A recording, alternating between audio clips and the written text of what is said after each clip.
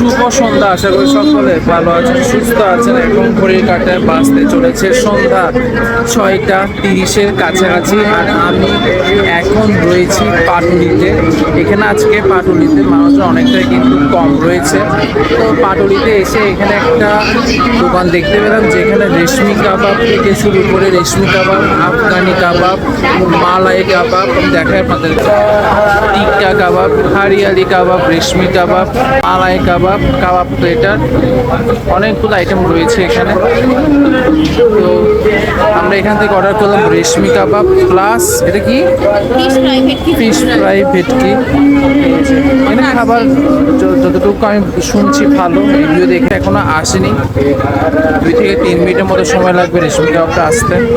কাবাবটা আসলেই ভালো, মচমচে না, মচমচে অনেকটাই ভালো কিন্তু খেতে। এর নাম হচ্ছে রেশমি কাবাব।